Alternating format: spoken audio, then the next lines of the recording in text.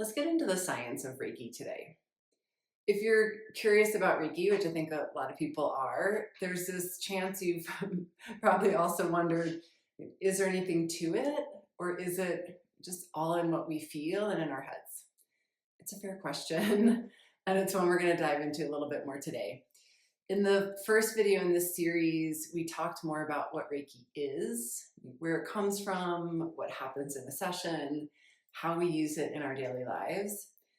Today, I want to look at what the research says, all of it, what we can measure, what we can't measure, because both sides really matter.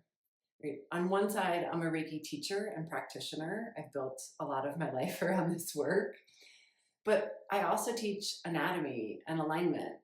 And I've come to see that the work I do really lives on this full spectrum, some of it pure science, how a joint moves, what a muscle does, the mechanics of the body.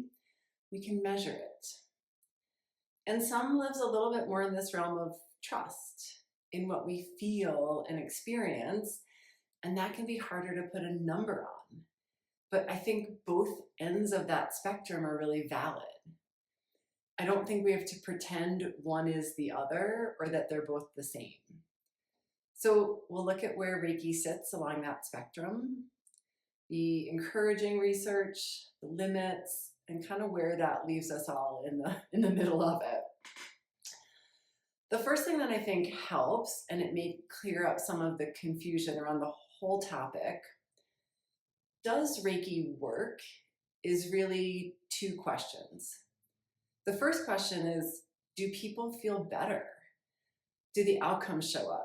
Less anxiety, less pain, more calm, regulated nervous system. The second question is different. Is there a measurable energy, a field of some kind that explains why? Those aren't the same questions. And the research shows that the answers are really different here.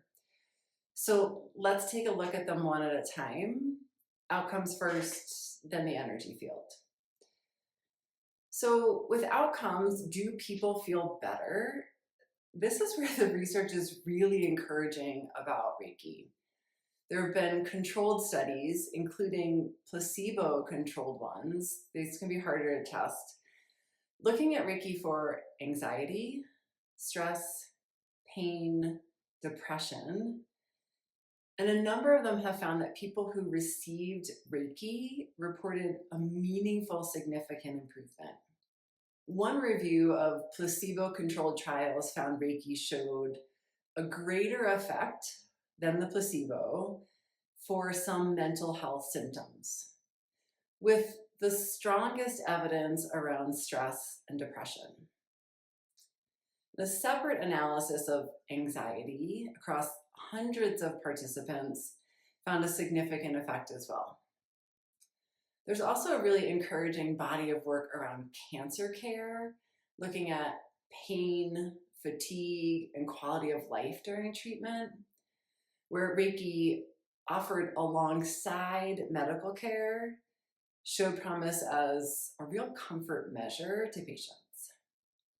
I also want to stay careful with my language here because this is the research. Right? What studies suggest is that people tend to report less anxiety, less pain after Reiki. That may be because it shifts how the body processes stress and sensation. The research is really promising and it's still growing. There's one more detail in the research that I find really important and interesting, and sometimes it gets skipped over. The benefits show up most clearly in people who are actively struggling, people in real pain, real stress, anxiety. For people who feel basically already fine, right? It's a nice wellness boost. We can feel that, but the results aren't quite there. That doesn't necessarily mean nothing's happening. When you're already at the top of that scale, there's just less room for change to show up. It might simply be that Reiki has the most to offer when there's real immediate stress or pain to meet. Okay, so that's the outcomes. People, especially people who are struggling, tend to feel better. That part has real support within the science. Now the harder question, the energy itself, because this is where the conversation can get a little sticky. Here's what we can say clearly. The body does produce magnetic fields. That part isn't in question. Our heart generates one, our brain generates one. We measure them all the time. Right? That's what an EKG or an EEG are picking up. There have also been a handful of studies that recorded field activity around the hands of energy practitioners.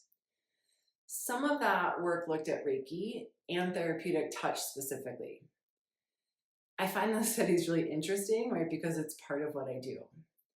But I also want to be honest about their limits. Those studies were small. Many of them are a little older, and they've been hard to replicate. Some of the more direct tests on Reiki specifically haven't, again, reproduced that strong energetic field coming from the practitioner's hands. So where does that leave us? It means the body's magnetic fields are real and measurable. And it means science hasn't established that there's a distinct, measurable energy that explains what Reiki does. Those are two different statements. They're both true. The mechanism, the how and the why, in other words, is still open. I don't want to tell you that science has proven something it hasn't. What I will say is that not having the mechanism, right, the why behind it, is definitely not the same as nothing is happening. So let's look honestly at the other direction as well. We can't fully measure it, but anyone who has practiced this work or received this work knows that something is happening. You feel it. Things move, things settle, something shifts. It's not a measurement, and maybe it doesn't need to be. It's that felt sense. The kind of knowing that comes before we even have words or numbers for it. Science may catch up to that, it may not. Either way, the experience is real, and I'm not going to talk you out of something just because we can't put a number on it or explain the exact why. Something's here. Let's look then at the parts that maybe we can explain a little more readily. One is relaxation. The relaxation response is real and it's powerful. When the nervous system shifts out of that guarded stress state and into rest, measurable changes happen in the body. Most of us walk around rarely getting an hour of that deep relaxation time, and a Reiki session gives you that. It's one piece of what's affecting us during a session. Another one is touch and attention. Having another person offer you their full, unhurried presence with no agenda, it's rare, and our bodies register that. We know that human touch and attention can change our physiology. That we can measure, it's real, and it's part of what creates the conditions for healing in our physical body. And then there's the explanation that the Reiki tradition gives, which is simpler than any of them. Reiki understands this as life force energy, moving, settling, rebalancing. It's the framework the practice has always worked from. I'm not offering that as something science has measured. It's really just how the tradition understands and supports what's happening. We get to that piece that we can't understand or have or measure the mechanism for. And if what works intellectually is to take those first two pieces and say, this is how it works, that is a really valid position because we can measure that in our bodies. But still, I come back to what we started with, that we can hold it all at once. The science that I can point to the tradition that I practice within, and the experience of it that I can't always fully explain, and that I don't need to choose one side of that. I can be clear about which one I'm speaking about and know that it still lives on that big spectrum. So let's bring it all back together. The outcome research is really promising, especially for people who are stressed, anxious, or in pain. The mechanism, the why and the how, that's still an open question. And a reminder that the responsible place for Reiki in a medical situation is alongside medical care. It's actually where Reiki does some of its best work, in that space of comfort, ease, and supporting the nervous system. Because what we do know is that people feel better. And the research increasingly backs that up. We can't fully explain why. I won't pretend we can. For me, it's enough. I get to offer people calm, presence, and rest in a world that sometimes gives us very little of that.